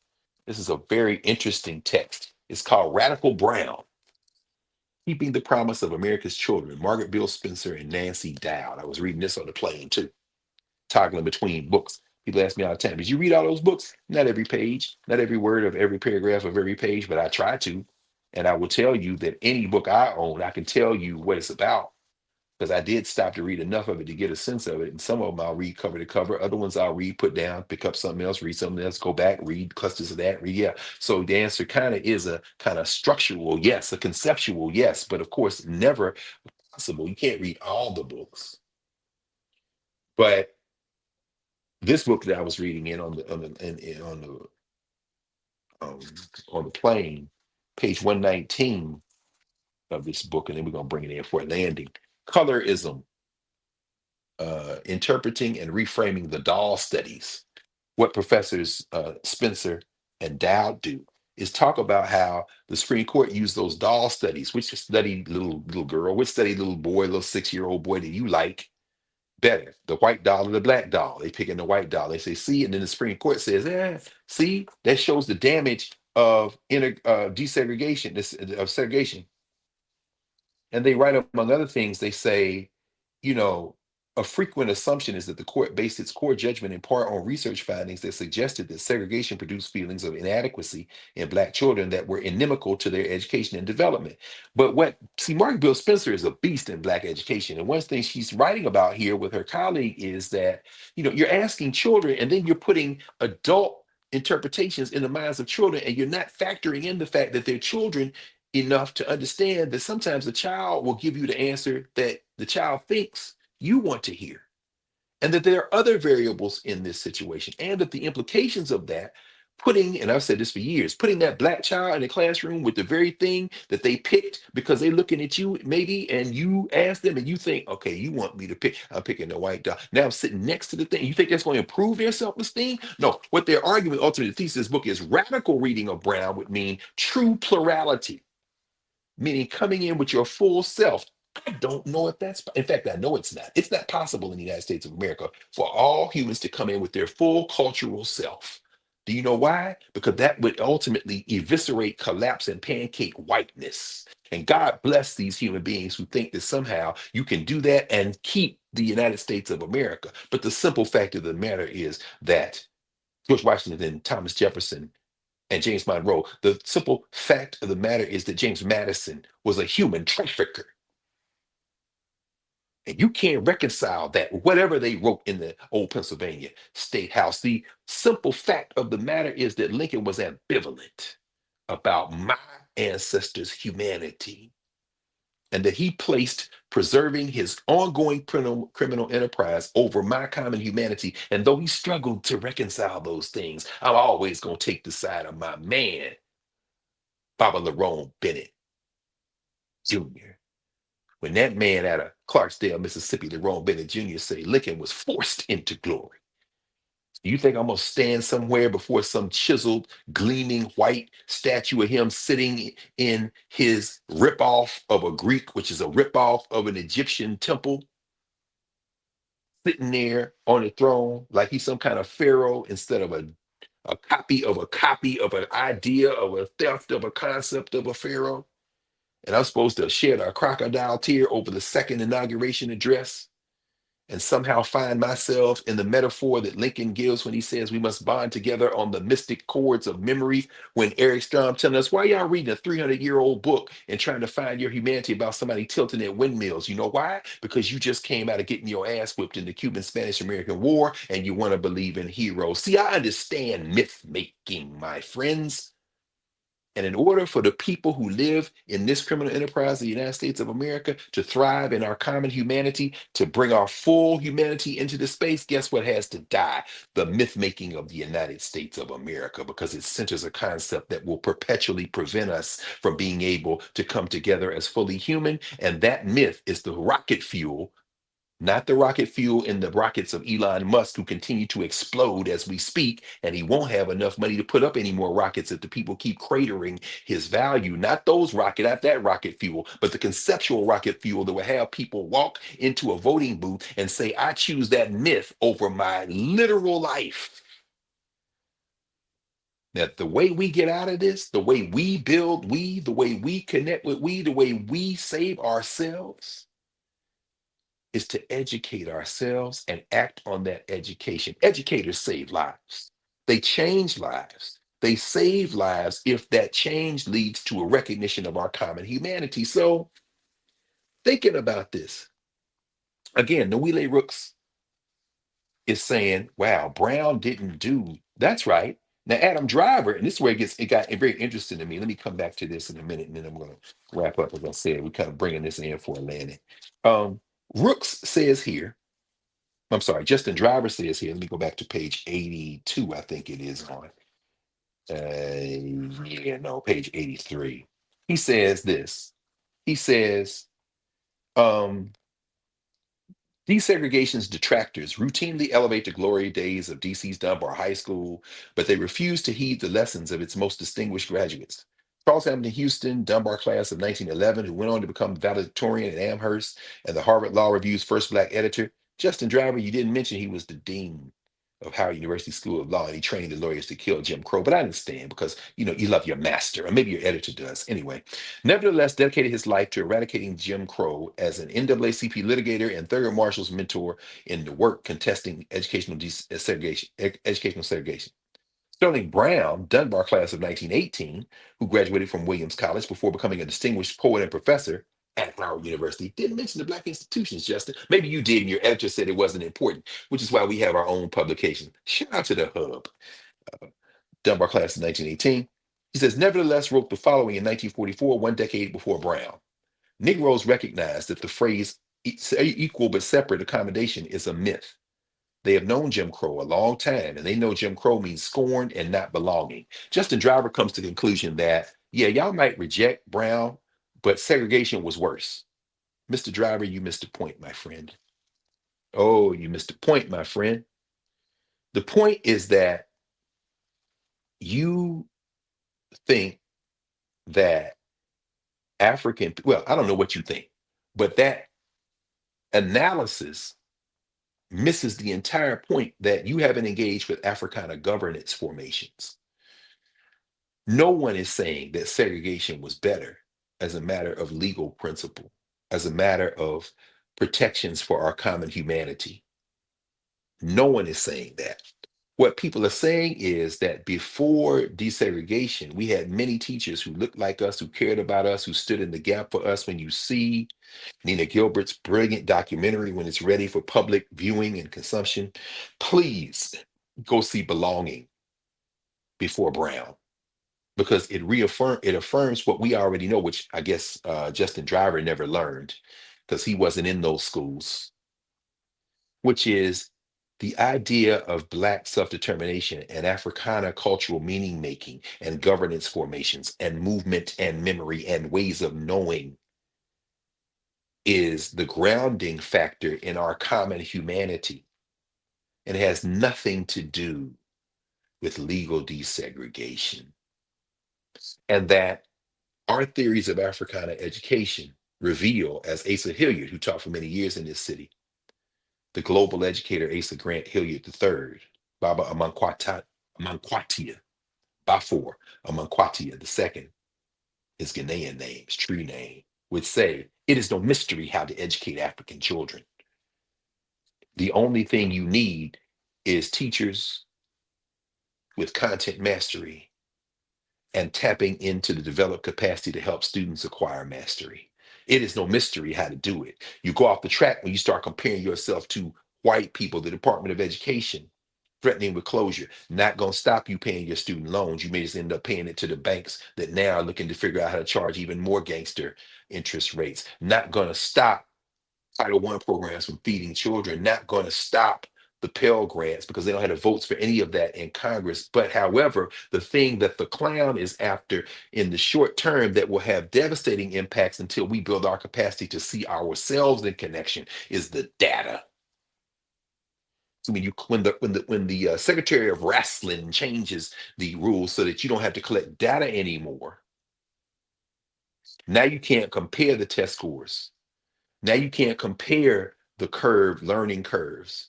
Now you can't see where the United States students rank relative to other countries. But guess what? I'm not even as concerned about that. Although those who are educators, those like Dr. Gilbert, those like Dr. McIntosh at A&T, those like all the educators everywhere who rely on our tax dollars to come through grants to fund them studying us are now going to have to work out other ways of doing that, which potentially frees us up. And this is the message I want to drive home right now as we kind of wind up. I want to drive this home right now. We are going to need to now repurpose our resources to help them because as Asa Hilliard would say, I'm not measuring the gap between black students and white students on tests. I'm measuring the gap between students and excellence. Well, what does that mean? That means that if a child walks in, I want to know what you know, and I need you to know what you need to know. And then I'm going to help you close the gap between what you know now and what you can know. And the white students, I'm not talking about the destructive concept of race. And now you can't get those statistics anyway because the Secretary of Wrestling then closed one of the world's premier data collection entities, which is the United States Department of Education. So you can't measure it anyway. So now they can come in. John Roberts at the Supreme Court, who is peeing on himself now, finally figured out that now that they caught the car, your vision of the way you get rid of racial discrimination is to stop discriminating by race. Oh, you're so cute, John Boy. Well, guess what? Your white nationalist friends, they done caught the car now, and now you worried. Why? Because them same white nationalists that you have enabled through allowing money to run roughshod over all politics through Citizens United in 2010, it was already running. Now you just turned it on the entire tap. Guess what? Now they done turned on the judges. And every one of them judges on your federal bench that says you can't do this, they're talking about impeaching them. So you even cleared your little throat to say something this week. It's so cute and too late. But guess what? The rule of law may pull y'all back from the brink, but you the one who helped them catch the car, John Boy Roberts. But even as John Roberts says, we don't need racial classifications. We need to be colorblind. Well, guess what? The Department of Education, led by the Secretary of Wrestling, says we don't need to take statistics based on race. So now when they go to court, they can say there's no racial discrimination. How would you know? There's no statistics. Okay, well, guess what? This is an opportunity for our governance formations to measure our own capacity to learn, to give our own teacher evaluation, to give our own questions of standards coming out of our ways of knowing and our cultural meaning making and our movement and memory, to tap into that, to subsidize those things ourselves. And in a state like Georgia, those football players at the criminal enterprise is called college football in the University of Georgia, who will make millions through name, image, and likeness. The nilgers, if you will, in this season of March Madness. Well, guess what? Those same dollars can be spent to fund foundations that we control. And when they come and say, you can't do that, the fearless one, ha ha, we like the 14th Amendment. You thought we only read the 14th Amendment. We also read the first, my friend. And if you can take our tax dollars for your criminal enterprises, we can take our tax dollars through vouchers and charters and everything else protected by the First Amendment for ours. You see, the thing about it is they're not nearly as smart as they think they are. Kevin Roberts, with his PhD sitting atop the Project 2025, thinks he has figured this out. My friend, you know so much less history than you pretend to know. Because when you study deep history, the long view of history, the flow, as Sheikh Anta Diop would say, you would know that your concept is not only unsustainable, it has failed every time you tried to project it.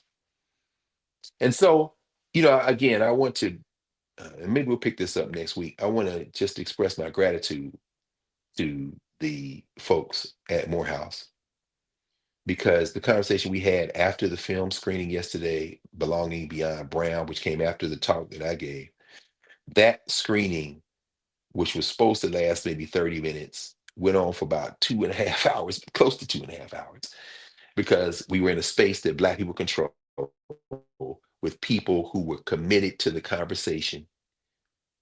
Whole lot of folks from Nubia, a lot of Nubians, and y'all have been in the Mbangi. Please, I'm sure y'all been greeting each other and talking about it, and it's a beautiful thing. The people who were there, please do that, because I want everybody to know who was there. And if you're watching this later on the replay, particularly if you're on the YouTube side of the Mbangi, please go and just, if you're listening in real time, and when this been processed and the Mbangi comes up, which I'm using that word out of our governance formation and ways of knowing instead of a social structure word, the chat, because I don't want to cheapen it. It's all conversation. Listen, listen, listen. As you are listening with your eyes to that ongoing conversation, what will be revealed is the centering source of our power, which is us. Universities on the periphery, K-12 on the periphery.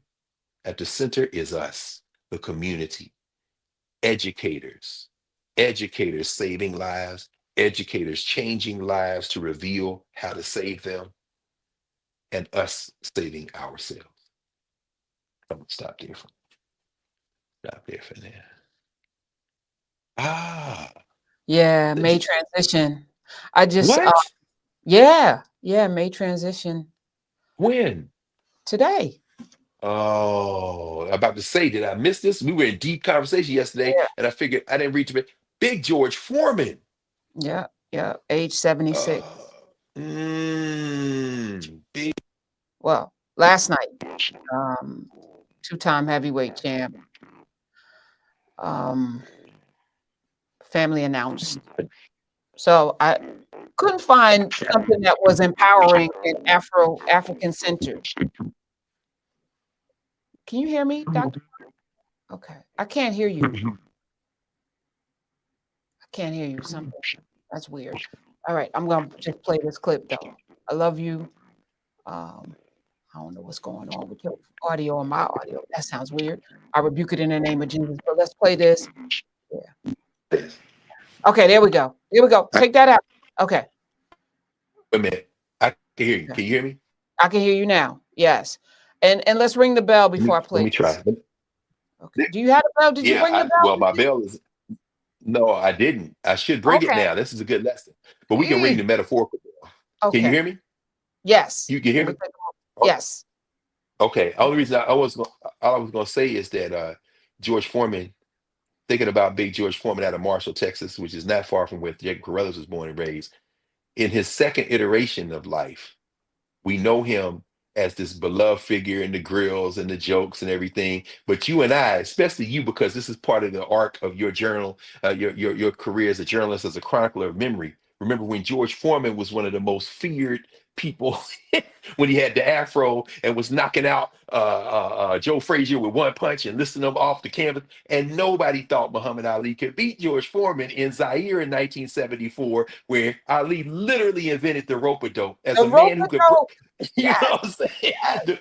Against a man who could literally break your ribs with one punch. How is Muhammad Ali absorbing all of these blows from a true force of human nature? George Foreman, who could pulverize you, who would hit a bag so hard that when he stopped punching it, you could see the dent in the bag from his glove, and he's punching a man.